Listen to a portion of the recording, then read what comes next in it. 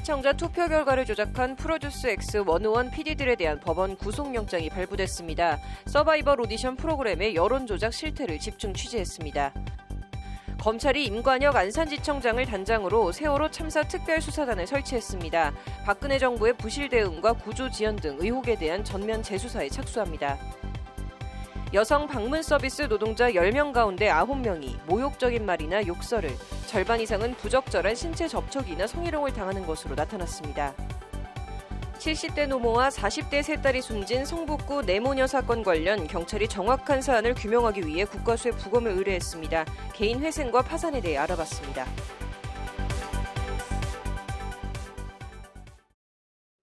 (11월 6일) 법률방송 로투데이 시작하겠습니다. 첫 소식입니다. 케이블 음악 채널인 엠넷에서 메가 히트를 쳤던 프로듀스 X101의 득표 수를 조작한 혐의로 김용범 CP와 안준영 PD에 대한 구속영장이 어제 법원에서 발부됐습니다.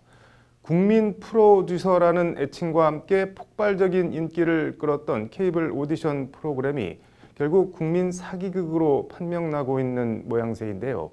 그 사기의 수법이 뻔뻔스럽다 못해 아연할 정도입니다. 프로듀스 X는 시청자들의 투표 결과를 아예 조작을 했는데요.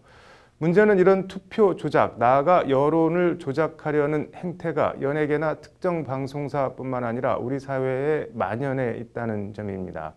한국 사회가 여론 조작에 물들어 있다고 해도 과언이 아닌 것 같습니다. 법률방송은 오늘부터 5차례에 걸쳐 이런 여론 조작이나 왜곡 현상을 짚어보고 관련된 문제점들을 진단하는 기획을 준비했습니다. 여론 조작 공화국, 오늘은 그 첫 번째로 프로듀스 X101 사례를 통해 연예계의 팬심 조작 실태를 들여다봤습니다. 윤현서 기자입니다. 케이블 채널 엠넷 오디션 프로그램 프로듀스 X101의 득표수를 조작한 사기 등 혐의로 김용범 CP와 안준영 PD에 대한 법원 구속영장이 어제 저녁 발부됐습니다. 이들은 아이돌 그룹 멤버 발탁을 위한 프로듀스 101 시즌 4번째 생방송 경연에서 시청자들의 유료 문자 투표 결과를 조작해 특정 기획사 후보자가 뽑히도록 한 혐의입니다. 서울중앙지법 명재권 영장전담 부장판사는 범죄 혐의가 상당 부분 소명되고 사안이 중대하다, 수사 경과 등을 비춰봤을 때 구속의 사유와 필요성, 상당성이 인정된다고 밝혔습니다. 투표 조작 범죄 혐의가 상당 부분 소명이 됐고 또 조작 행위로 인해서 어떤 그 혜택의 대상이 되는 연습생의 순위가 바뀔 가능성뿐만 아니라 온 국민의 관심을 받는 프로그램의 결과를 조작한 만큼 법원은 사안이 중대하다고. 프로듀스 X101은 모두 101명의 아이돌 연습생들이 출연해 춤과 노래 경연을 하고 시청자 투표를 통해 단계별로 연습생들 일부를 탈락시키며 마지막 살아남은 연습생들이 실제 아이돌 그룹으로 데뷔하는 형식의 오디션 서바이벌 프로그램입니다. 매회 조마조마 땀을 쥐게 하는 경영 과정을 거쳐 지난 7월 19일 최종 11명이 살아남으며 방송은 성황리에 종영됐습니다.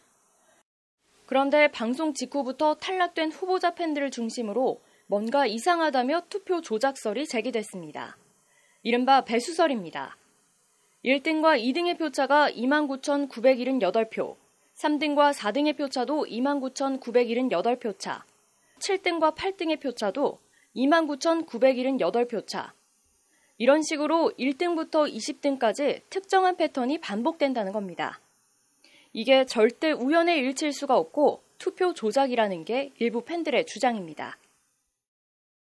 이 같은 의혹 제기에 엠넷은 자체 조사를 거쳐 같은 달 24일 집계 과정에 오류는 있었지만 순위 자체는 변동이 없었다는 취지의 해명을 내놨습니다.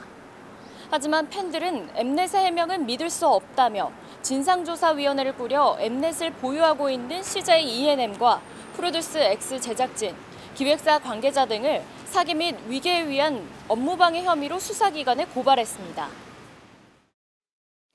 실제 프로듀스 X 최종 데뷔조에 선발된 11명 가운데 최소 2~3명은 원래 탈락 대상이었는데 투표 조작을 통해 멤버에 뽑힌 것으로 경찰은 파악하고 있습니다. 일부 특정 기획사에서 내보낸 연습생들을 최종 멤버로 뽑아주기로 사전에 각본을 짜고 형식만 오디션 시청자 투표로 생존자들이 결정되는 것처럼 프로그램을 굴려왔다는 겁니다. 결국 껍질만 시청자 투표를 가장한 오디션 경연 프로그램이었지 실제는 대국민 사기극이었다는 것이 지금까지 수사 결과입니다. 100원 유료 문자를 이용한 이용자들에 대해서는 사기죄가 성립될 수 있고요. 그리고 이제 타인의 사물을 처리하는 어떤 입장이기 때문에 제작진들이 이게 배임 수재가 될 수가 있습니다. 이 와중에 프로그램 메인 PD인 안준영 PD는 강남의 유흥주점에서 연예기획사 관계자들로부터 수시로 접대를 받은 것으로 전해졌습니다. 경찰은 모종의 대가가 오갔는지 안 PD에 대한 배임 수재 혐의도 함께 들여다보고 있습니다. 경찰은 이와 함께 프로듀스 101 네 번째 시즌뿐만 아니라 첫 번째부터 세 번째까지 모든 시즌을 대상으로 투표 조작이 있었는지 수사하고 있습니다. 경찰은 나아가 프로듀스 101 말고도 다른 경연 프로그램으로까지 수사 대상을 넓혀 이참에 방송계 조작 실태 전반을 들여다볼 방침입니다. 그동안 프로듀스 101을 포함해 여러 프로그램에서 이런저런 논란과 조작 의혹이 불거졌지만 설마 방송국에서 조작을 했겠어 하며 지금까지 그냥 다 덮고 지나간 측면이 있기 때문입니다.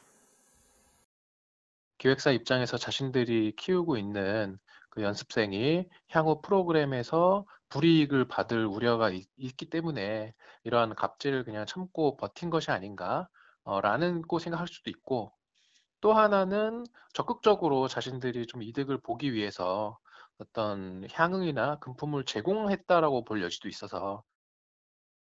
경찰 조사 결과에 따라 투표 조작 파문이 일파만파 더 커질 가능성도 배제할 수 없는 가운데 업계에선 이번 프로듀스 101 사태가 특정 PD 개인의 일탈이 아닌 구조적 문제라는 지적도 나옵니다.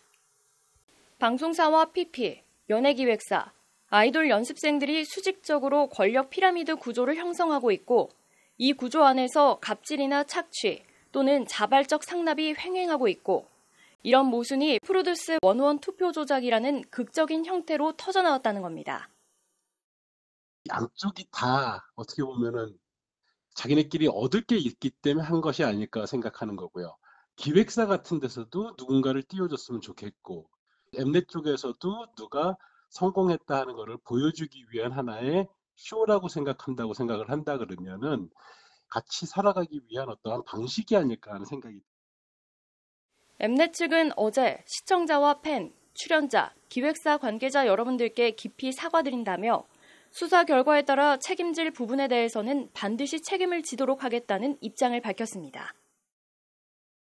이번 프로듀스 101 사태는 방송사나 기획사가 자신의 이익을 위해 가수 데뷔가 전부인 어린 연습생들의 꿈과 열정을 흥행과 돈벌이 수단으로 삼고 시청자인 국민들마저 우롱한 사회적 범죄입니다. 그리고 그 중심에 있는 게 바로 투표 조작입니다. 방송계 전반에 대한 엄정한 조사와 함께 재발 방지책 마련이 꼭 필요해 보입니다. 법률방송 윤현서입니다.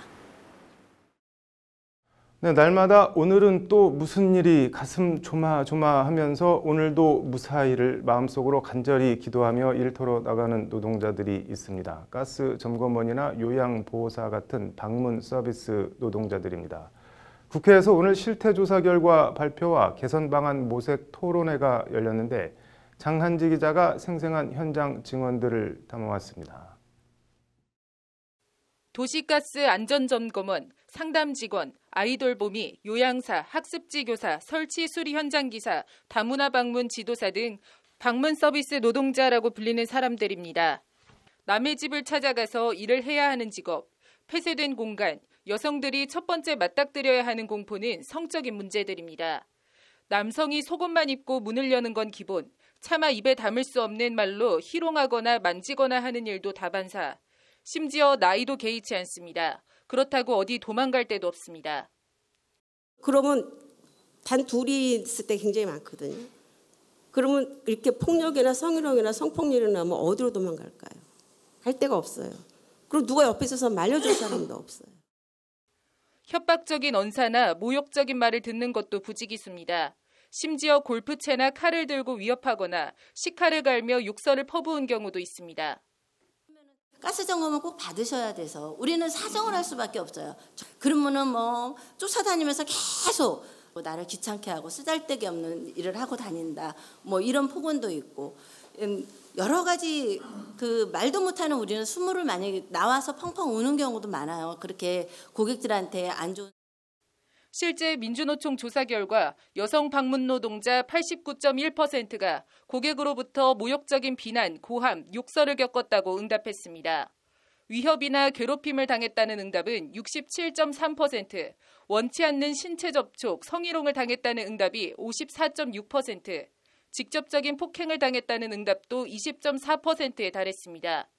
여성 방문 노동자 19은 모욕을, 절반 이상은 성적인 괴롭힘을 당하며 일을 하고 있다는 겁니다. 내가 성희롱을 당했어요. 그 사람 눈빛을 잊을 수가 없어. 성희롱 할 때 그 눈빛을.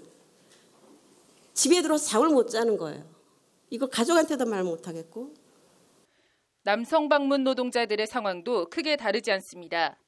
같은 조사에서 모욕적인 비난, 고함, 욕설이 94.6%, 위협, 괴롭힘 67.1%, 신체 접촉, 성희롱 20.1%, 신체 폭행 11%라는 결과가 나왔습니다. 그래도 울며 겨자 먹기로 계속 폭언이나 위협을 무릅쓰고 일을 할 수밖에 없는 것이 현실입니다. 어제 얼굴을 가격당해서 병원에 다녀왔는데 담당자가 한 명당 70명, 80명입니다. 그럼 어떻게 해야 되느냐? 그 사람이 다시 다음날 아침에 가서 웃으면서 이야기해야 되는 상황이 발생이 됩니다. 이에 대해 동료나 가족들과 이야기하며 해소한다가 40.2%, 참고 넘어간다는 응답이 37.5%인 반면 회사에 알린다는 응답자는 9.5%에 불과했습니다. 열의 8명 정도는 별 대응이나 조치를 취하지 않고 그냥 넘어간다는 얘기입니다. 이는 이들 방문 서비스 노동자들이 근로기준법상 노동자가 아닌 개인 사업자로 분류되는 것과 무관치 않습니다. 법적으로는 각 가정이 해당 노동자의 사업장이 되는 셈이어서 어디다 하소연할 곳도 마땅히 없기 때문입니다. 저희가 사대분 당연히 안 되죠. 그래서 이게 사실 낯설어요. 산업재해, 감정노동 이 얘기할 수 있는 이야기인가 체감적으로 와닿지 않습니다. 저것들은 다 정규직 직원들을 위해서 있는 게 아닌가 싶습니다. 이에 산업안전보건법 제26조에서 규정하고 있는 업무 중지권을 방문 서비스 노동자들에게도 적용해달라는 것이 이들의 최우선적인 요청입니다.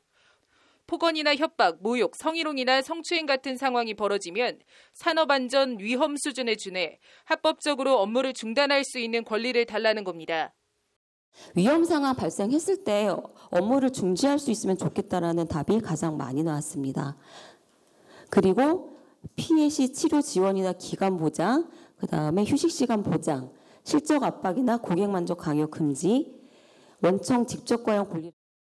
토론회 참석자들은 이를 위해선 방문 서비스 노동자 고용 사업주에 대한 의무 강화와 2인 1조 작업 법제화 등 법제도 정비가 필요하다고 한 목소리로 지적했습니다. 문제가 터지고 이슈가 될 때마다 하나씩 땜질식으로 처방하는 것이 아니라 근본적이고 체계적인 산업안전보건 대책 마련이 필요해 보입니다. 법률방송 장한지입니다.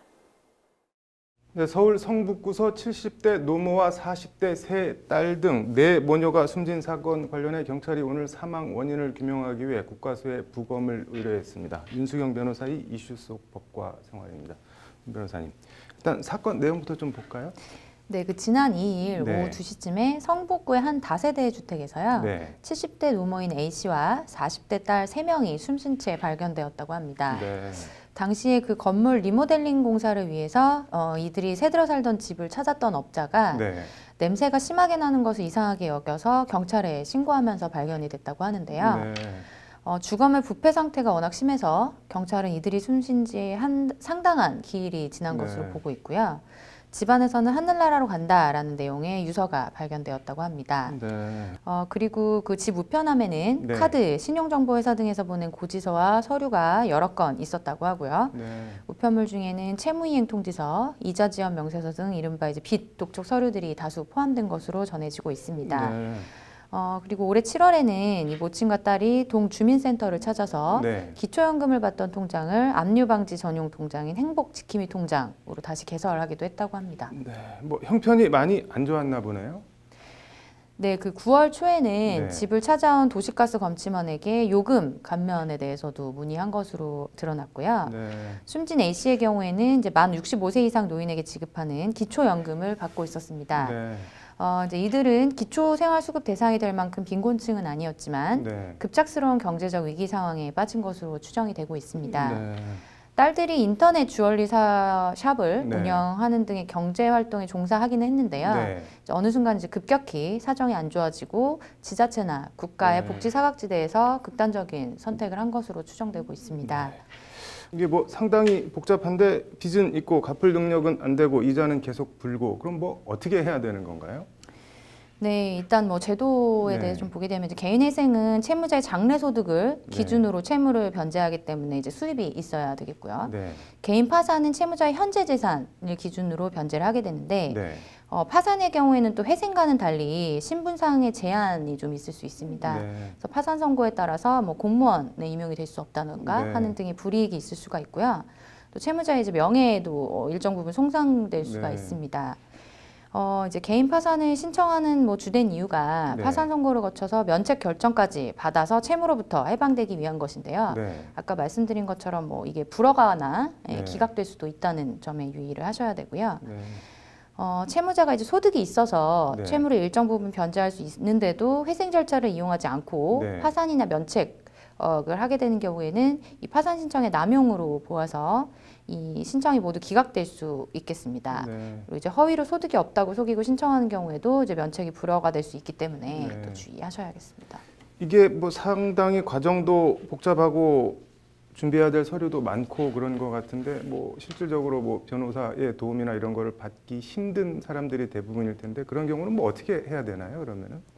네, 먼저 그 전체 제도에 대한 개괄적인 설명은 이제 서울회생법원 홈페이지에서 네. 이제 도산제도 안내, 개인 파산, 개인 회생, 재판 지원 제도의 내용을 참조하실 수가 있을 것 같고요. 네. 그 밖에 조력기관으로는 서울금융복지상담센터, 네. 대한법률구조공단, 네. 신용회복위원회가 있기 때문에 네. 전화로 예약하신 후에 네. 상담을 받아보실 수 있을 것 같습니다. 네, 뭐 이런 좀 안타까운 일이 발생을 안 했으면 좋겠네요. 오늘 잘 들었습니다. 네, 오늘 준비한 소식은 여기까지입니다. 시청해 주셔서 감사합니다.